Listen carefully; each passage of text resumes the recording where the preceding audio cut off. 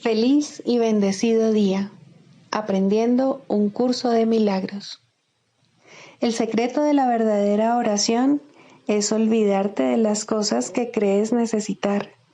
Pedir algo específico es igual que ver el pecado primero y luego perdonarlo. Del mismo modo, al orar pasas por alto tus necesidades específicas, tal como las ves, y las dejas en manos de Dios. Ahí se convierten en los regalos que le haces, pues le dicen que no antepondrás otros dioses a Él, ni que quieres otro amor que el suyo. Este libro es un comienzo, no un final.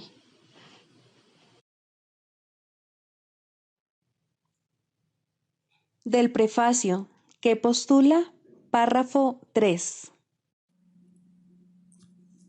Del conocimiento y de la percepción surgen dos sistemas de pensamiento distintos que se oponen entre sí en todo. En el ámbito del conocimiento no existe ningún pensamiento aparte de Dios, porque Dios y su creación comparten una sola voluntad.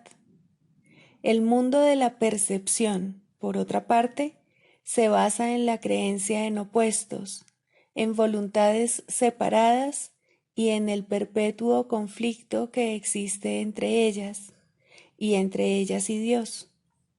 Lo que la percepción ve y oye parece real porque sólo admite en la conciencia aquello que concuerda con los deseos del perceptor. Esto da lugar a un mundo de ilusiones, mundo que es necesario defender sin descanso, precisamente porque no es real.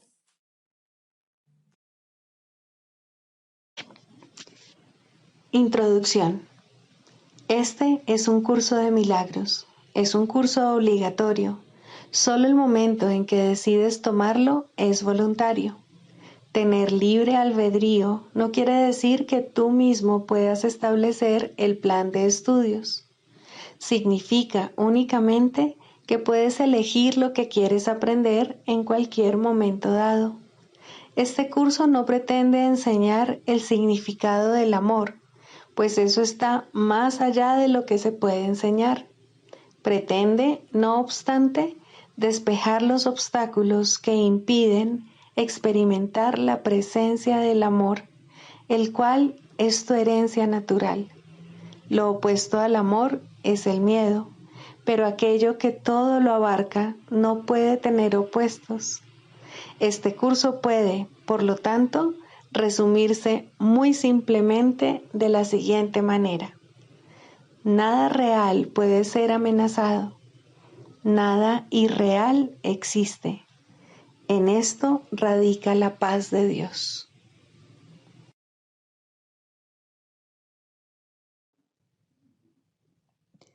Capítulo 1.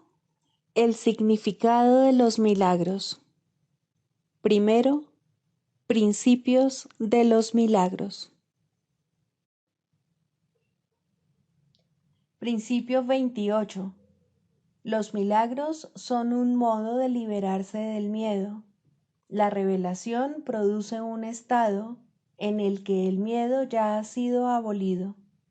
Los milagros son, por lo tanto, un medio y la revelación un fin.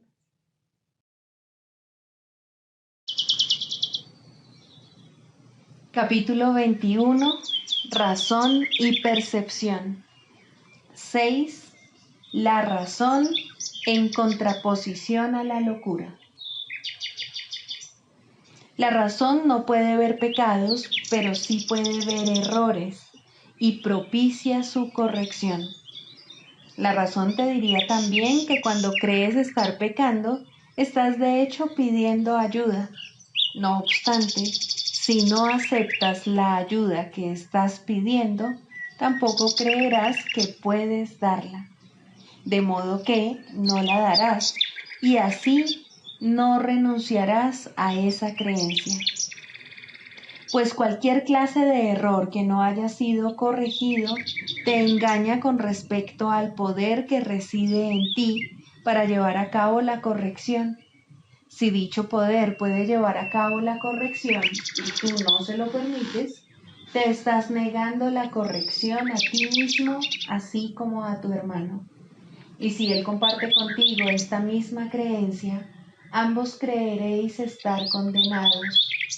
Puedes evitarle esto a él y evitártelo a ti, pues la razón no facilitaría la corrección únicamente en ti. No puedes aceptar o rechazar la corrección sin incluir a tu hermano. El pecado mantendría que sí puedes, mas la razón te dice que no puedes considerar a tu hermano o a ti mismo como un pecador y seguir percibiéndolo a él o percibiéndote a ti mismo como inocente. ¿Quién que se considere a sí mismo culpable podría ver un mundo libre de pecado? ¿Y quién puede ver un mundo pecaminoso y considerarse al mismo tiempo ajeno a ese mundo? El pecado mantendría que tú y tu hermano no podéis sino estar separados. Pero la razón te dice que esto tiene que ser un error. Pues si estáis unidos, ¿cómo ibais a poder tener pensamientos privados?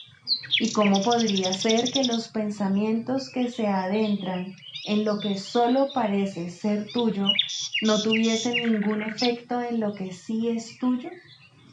Si las mentes están unidas, eso es imposible. Nadie puede pensar por separado, tal como Dios no piensa sin su Hijo. Eso sería posible únicamente si los dos morasen en cuerpos. Tampoco podría ninguna mente pensar por separado a menos que el cuerpo fuese la mente, pues únicamente los cuerpos pueden estar separados y, por lo tanto, ser irreales.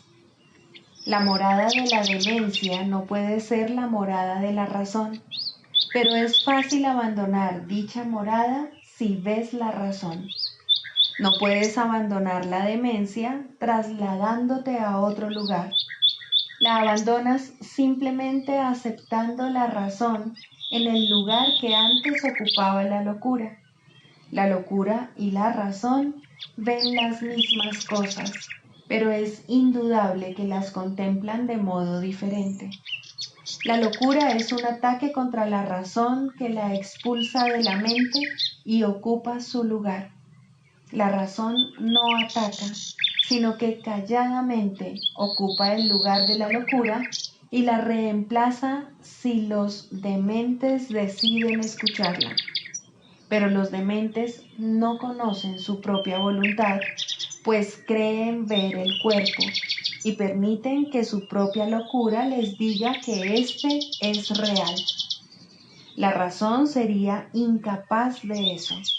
Y si tú defiendes el cuerpo en contra de tu razón, no entenderás lo que es el cuerpo ni lo que eres tú. El cuerpo no te separa de tu hermano, y si crees que lo hace, estás loco. Pero la locura tiene un propósito, y cree también disponer de los medios que lo pueden convertir en realidad. Ver el cuerpo como una barrera que separa aquello que la razón te dice que no puede sino estar unido, solo puede ser una locura, y no lo podrías ver de este modo si escuchases la voz de la razón. ¿Qué puede haber que se interponga entre lo que es un continuo? Y si nada se interpone, ¿cómo se podría excluir de otras partes lo que pasa a formar parte de cualquiera de ellas? Esto es lo que la razón te diría, mas piensa en lo que tendrías que admitir si esto fuese así. Si eliges el pecado en vez de la curación, estás condenando al Hijo de Dios a aquello que jamás puede ser corregido. Le dices, con tu elección, que está condenado, separado de ti y de su Padre para siempre, y sin esperanza de jamás poder retornar a salvo. Eso es lo que le enseñas, y aprenderás de él exactamente lo que le enseñes, pues lo único que le puedes enseñar es que él es como tú quieres que él sea, y lo que eliges que él sea es lo que eliges para ti. Mas no pienses que esto es temible. Que estás unido a él es un hecho, no una interpretación. ¿Cómo puede un hecho ser temible a menos que esté en desacuerdo con lo que tienes en más estima que la verdad? La razón te diría que este hecho es tu liberación. Ni tu hermano ni tú podéis ser atacados por separado, ni tampoco puede ninguno de vosotros aceptar un milagro sin que el otro no sea igualmente bendecido por él y curado del dolor. La razón, al igual que el amor, desea tranquilizarte y no es su intención infundirte temor.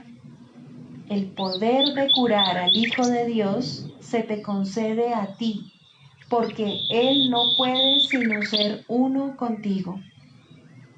Tú eres responsable de cómo Él se ve a sí mismo, y la razón te dice que se te ha concedido poder transformar su mente por completo, la cual es una contigo en solo un instante. Y cualquier instante sirve para llevar a cabo una completa corrección de todos sus errores y restituirle su plenitud. El instante en el que elijas ser curado es ese mismo instante en el que se verá que se ha salvado completamente junto contigo. Se te ha dado la razón para que entiendas que esto es así, pues la razón, que es tan benévola como la finalidad para la que se emplea, te aleja constantemente de la locura y te conduce hacia el objetivo de la verdad. Y ahí te desharás de la carga que supone negar la verdad. Y esa es la carga que es terrible, no la verdad. En el hecho de que tú y tu hermano estáis unidos, reside vuestra salvación, el regalo del cielo, no el del miedo. ¿Consideras acaso que el cielo es una carga para ti? En la locura lo es. Sin embargo, lo que la locura ve tiene que ser disipado por la razón. La razón te asegura que el cielo es lo que quieres y lo único que quieres. Escucha a aquel que te habla con raciocinio y que pone tu razón en armonía con la suya. Resuélvete a dejar que la razón sea el medio por el que él te indique cómo dejar atrás la demencia. No te ocultes tras la demencia para escapar de la razón. Lo que la locura encubriría, el Espíritu Santo lo pone al descubierto para que todo el mundo lo contemple con júbilo.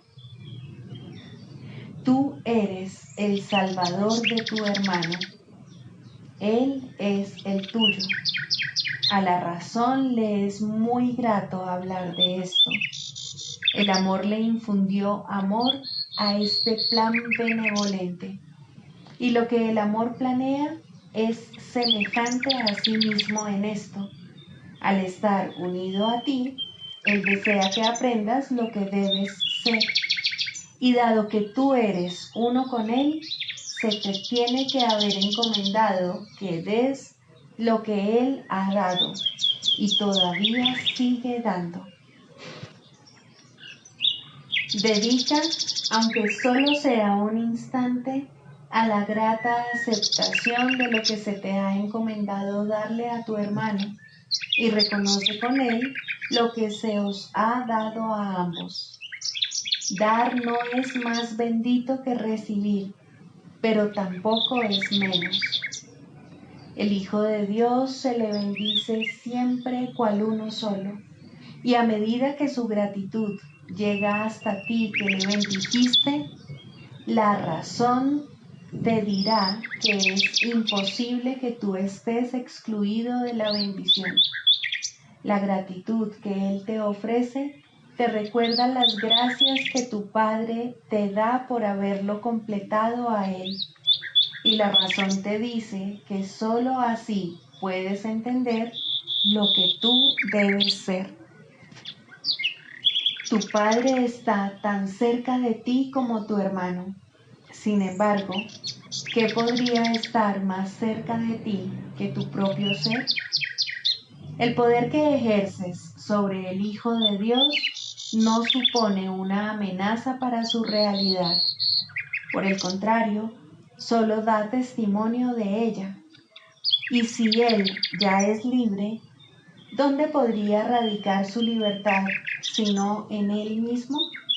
¿Y quién podría encadenarle sino Él a sí mismo cuando se niega la libertad? De Dios nadie se burla, ni tampoco puede su Hijo ser aprisionado, salvo por su propio deseo. Y por su propio deseo es también como se libera. En eso radica su fuerza, no su debilidad. Él está a merced de sí mismo, y cuando elige ser misericordioso, en ese momento se libera.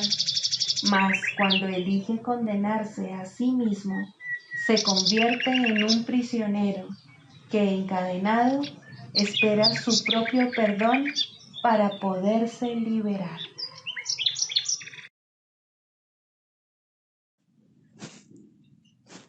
Libro de ejercicios. Pregunta 14. ¿Qué soy?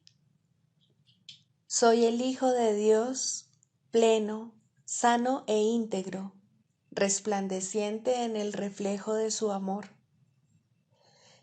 En mí, su creación se santifica y se le garantiza vida eterna.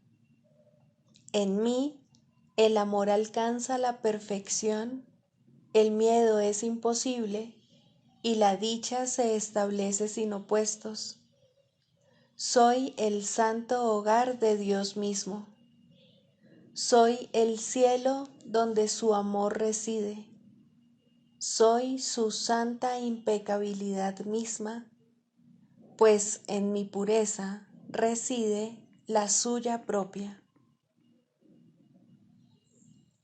La necesidad de usar palabras está casi llegando a su fin ahora, mas en los últimos días de este año que tú y yo juntos le ofrecimos a Dios, hemos encontrado un solo propósito, el cual compartimos. Y así te uniste a mí, de modo que lo que yo soy, tú lo eres también. La verdad de lo que somos no es algo de lo que se pueda hablar o describir con palabras.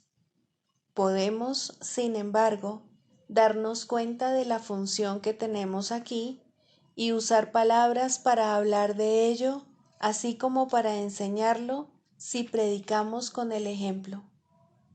Somos los portadores de la salvación.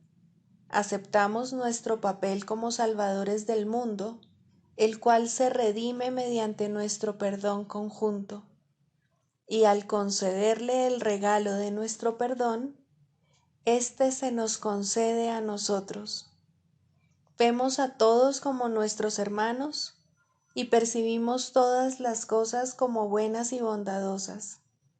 No estamos interesados en ninguna función que se encuentre más allá del umbral del cielo. El conocimiento volverá a aflorar en nosotros cuando hayamos desempeñado nuestro papel. Lo único que nos concierne ahora es dar la bienvenida a la verdad. Nuestros son los ojos a través de los cuales la visión de Cristo ve un mundo redimido de todo pensamiento de pecado. Nuestros los oídos que oyen la voz que habla por Dios, proclamar que el mundo es inocente. Nuestras las mentes que se unen conforme bendecimos al mundo. Y desde la unión que hemos alcanzado, invitamos a todos nuestros hermanos a compartir nuestra paz y a consumar nuestra dicha.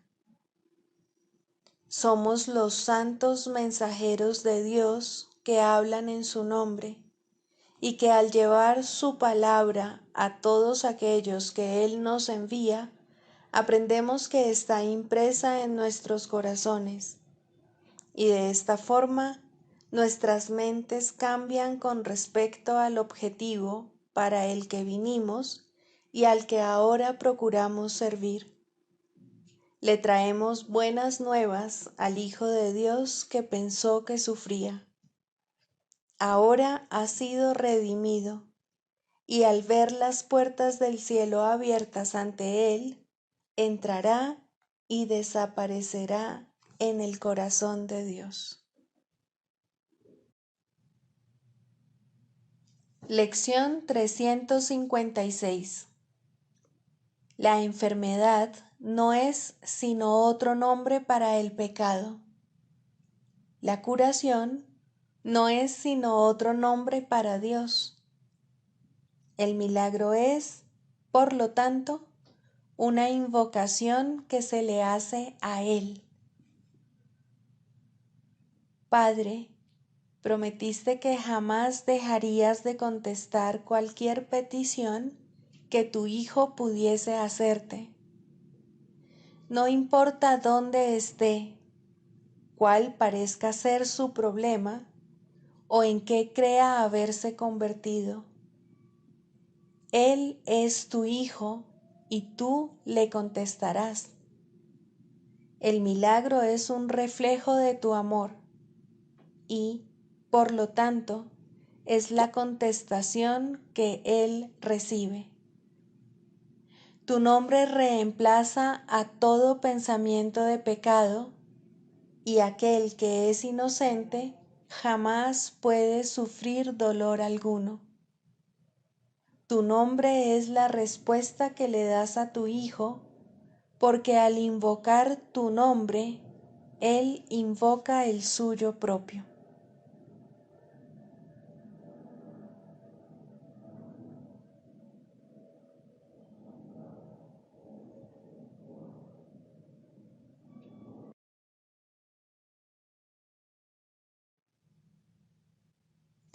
Del Manual para el Maestro, pregunta 4. ¿Cuáles son las características de los maestros de Dios?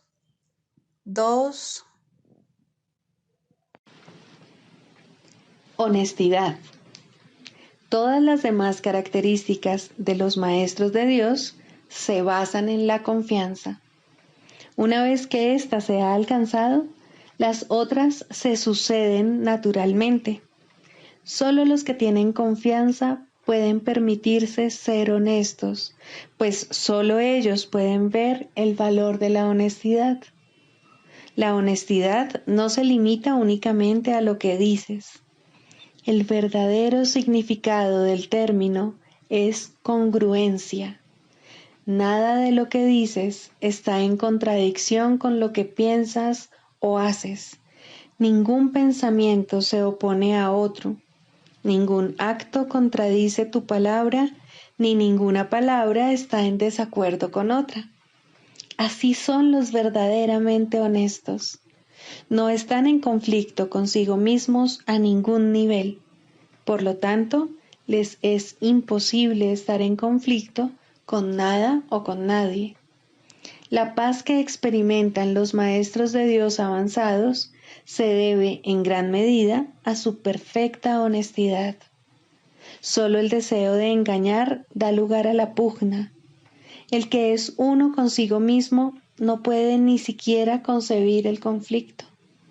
El conflicto es el resultado inevitable del autoengaño, y el autoengaño es deshonestidad. Para un maestro de Dios, nada supone un desafío, pues ello implicaría que se abrigan dudas, y la confianza en la que los maestros de Dios descansan con absoluta seguridad hace que les sea imposible dudar. Por lo tanto, solo pueden triunfar. En esto, como en todo, son honestos. Solo pueden triunfar porque nunca hacen su propia voluntad. Eligen por toda la humanidad, por todo el mundo y por todas las cosas que en él habitan, por lo que es inalterable e inmutable, más allá de las apariencias, y por el Hijo de Dios y su Creador. ¿Cómo no iban a triunfar? Eligen con perfecta honestidad, tan seguros de sí mismos como de su elección.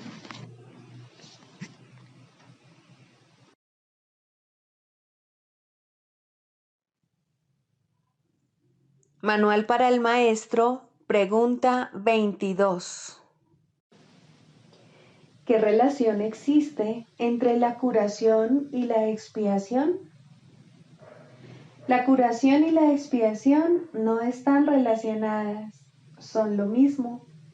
No hay grados de dificultad en los milagros porque no hay grados de expiación. Este es el único concepto total que es posible en este mundo, porque es la fuente de una percepción completamente unificada. La idea de una expiación parcial no tiene sentido, del mismo modo como es imposible que haya ciertas áreas en el cielo reservadas para el infierno. Acepta la expiación y te curarás. La expiación es la palabra de Dios. Acepta su palabra y ya no quedará nada que pueda dar lugar a la enfermedad. Acepta su palabra y todo milagro se habrá realizado. Perdonar es curar. El Maestro de Dios ha decidido que aceptar la expiación para sí mismo es su única función. ¿Qué puede haber entonces que Él no pueda curar? ¿Qué milagro se le podría negar? El progreso del Maestro de Dios puede ser lento o rápido, dependiendo de si reconoce la naturaleza inclusiva de la expiación o de si, por algún tiempo, excluye de ella ciertas áreas problemáticas. En algunos casos se alcanza una súbita y total conciencia de cuán perfectamente aplicable es la lección de la expiación a todas las situaciones, mas esos casos son relativamente raros. El Maestro de Dios puede haber aceptado la función que Dios le ha encomendado mucho antes de haber comprendido todo lo que esa aceptación le aportaría. Solo el final es seguro.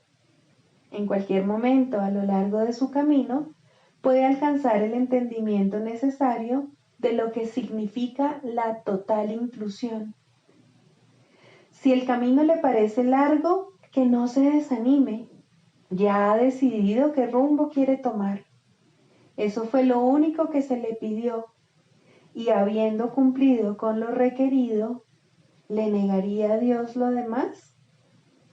Para que el Maestro de Dios progrese, necesita comprender que perdonar es curar. La idea de que el cuerpo puede enfermar es uno de los conceptos fundamentales del sistema de pensamiento del ego. Dicho pensamiento le otorga autonomía al cuerpo, lo separa de la mente y mantiene intacta la idea del ataque. Si el cuerpo pudiese enfermar, la expiación sería imposible. Un cuerpo que pudiese ordenarle a la mente hacer lo que a él le place, podría sencillamente ocupar el lugar de Dios y probar que la salvación es imposible. ¿Qué quedaría entonces que necesitase curación? Pues el cuerpo se habría enseñoreado de la mente. ¿Cómo podría entonces devolvérsele la mente al Espíritu Santo sin destruir el cuerpo? ¿Y quién querría la salvación a este precio? Ciertamente no parece que la enfermedad sea una decisión, ni nadie cree realmente que lo que quiere es estar enfermo. Tal vez pueda aceptar la idea en teoría, pero rara vez la aplica de manera consistente a todas las clases de enfermedad que percibe en sí mismo o en los demás. No es tampoco en este nivel donde el Maestro de Dios invoca el milagro de la curación. Él mira más allá de la mente y del cuerpo y ve únicamente la faz de Cristo resplandeciendo ante él, corrigiendo todos los errores y sanando toda percepción. La curación es el resultado del reconocimiento por parte del Maestro de Dios de quién es el que necesita ser curado. Este reconocimiento es aplicable solo a algunas cosas. Es verdad con respecto a todas las cosas que Dios creó. En dicho reconocimiento se subsanan todas las ilusiones. Cuando un maestro de Dios no puede curar, es porque se ha olvidado de quién es. De esta forma, la enfermedad de otro pasa a ser suya. Al permitir que esto suceda, se identifica con el ego del otro y por lo tanto confunde a éste con un cuerpo. Al hacer eso, se niega a aceptar la expiación para sí mismo y es imposible que pueda ofrecérsela a su hermano en el nombre de Cristo. De hecho, será incapaz de reconocer a su hermano en absoluto, pues su Padre no creó cuerpos y por consiguiente solo estará viendo en su hermano lo irreal. Un error no puede corregir otro error y una percepción distorsionada no cura. Hazte a un lado, Maestro de Dios. Has estado equivocado. No señales el camino, pues has perdido el rumbo. Dirígete de inmediato a tu Maestro y deja que Él te cure. La ofrenda de la expiación es universal. Es aplicable por igual a todo el mundo y en cualquier circunstancia. En ella reside el poder de curar a cualquier persona de cualquier clase de enfermedad. No creer esto es ser injusto con Dios y por ende serle infiel. El que está enfermo se percibe a sí mismo como separado de Dios. ¿Quieres verle tú, además, separado de ti? Tu tarea es sanar la sensación de separación que le hizo enfermar. Tu función es reconocer por él que lo que cree acerca de sí mismo no es verdad. Tu perdón debe mostrarle eso. Curar es muy simple. La expiación se recibe y se ofrece. Habiéndose recibido, tiene que haberse aceptado. Es en el recibir, pues, donde yace la curación. Todo lo demás se deriva de este único propósito. ¿Quién podría limitar el poder de Dios? ¿Quién entonces podría determinar quién se puede curar y de qué enfermedad y qué debe permanecer excluido del poder de perdonar de Dios? Esto ciertamente sería una locura. La función de los maestros de Dios no es imponer límites al Padre, ya que no es su función juzgar a su Hijo, y juzgar al Hijo es limitar a su Padre. Ambas cosas están igualmente desprovistas de sentido. Sin embargo, esto no se comprenderá hasta que el Maestro de Dios reconozca que juzgar y limitar no son sino un mismo error. Con esto recibe la expiación, pues deja de juzgar al Hijo de Dios y lo acepta tal como el Padre lo creó. Ya no se encuentra separado de Dios, dictando dónde se debe administrar la curación y dónde debe negarse. Ahora, Él puede decir con Dios: este es mi Hijo amado, que fue creado perfecto y que permanecerá así eternamente.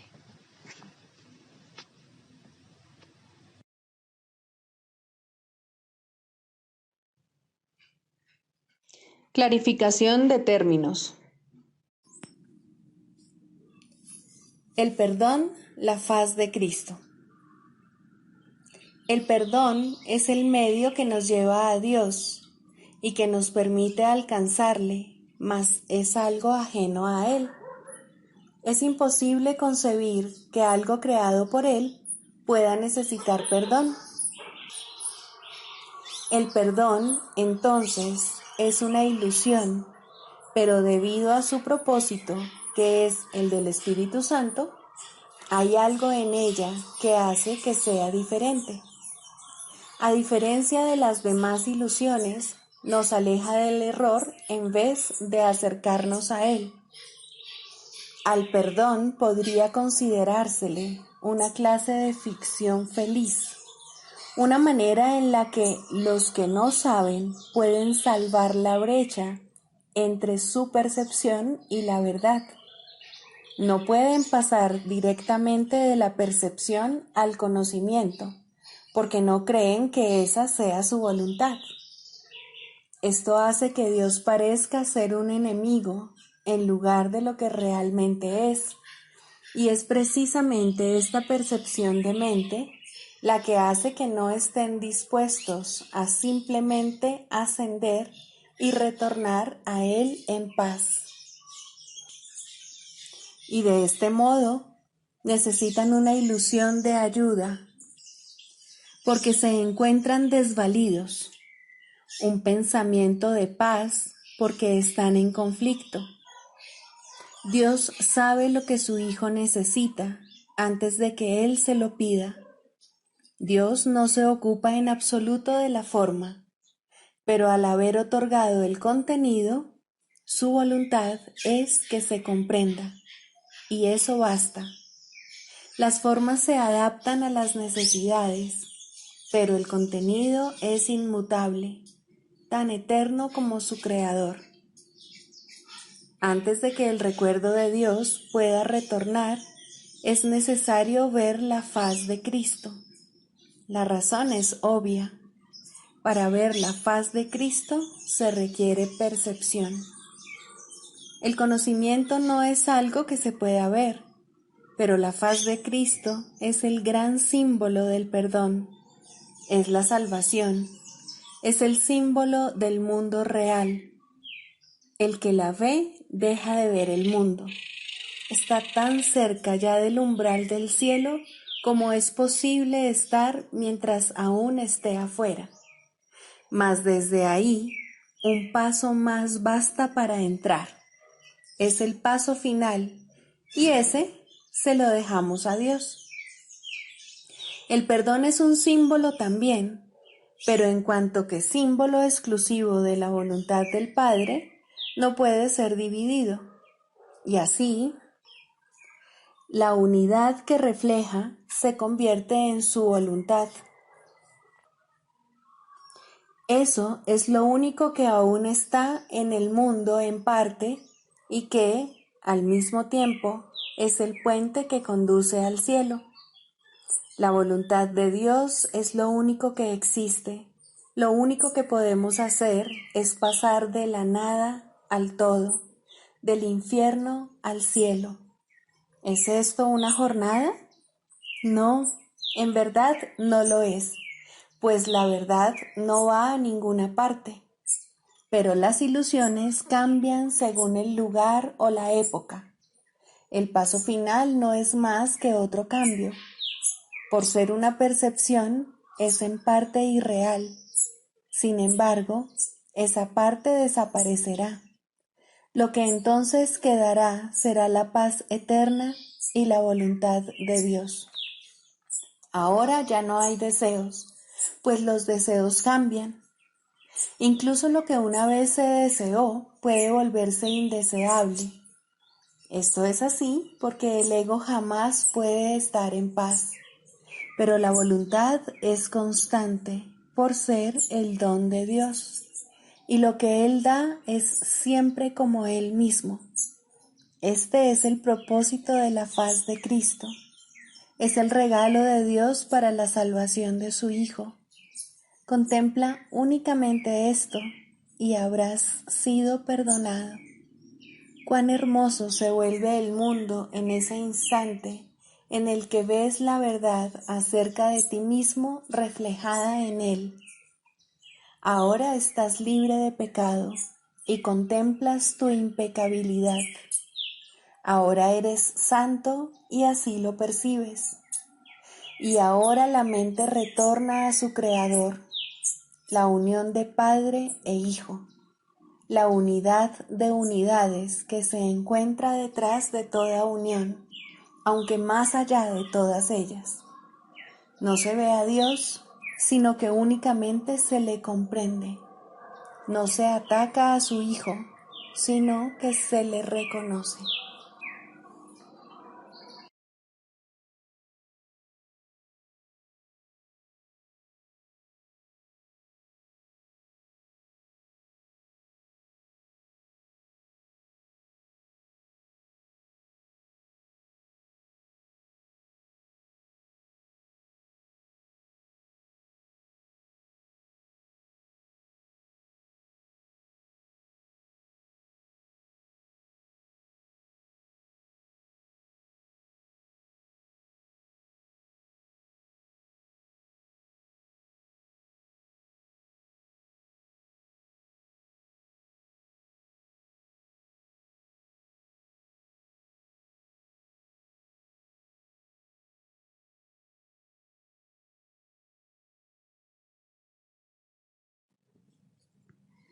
Sigamos a Jesús haciendo del perdón algo tan natural como respirar y algo tan vital como el aire.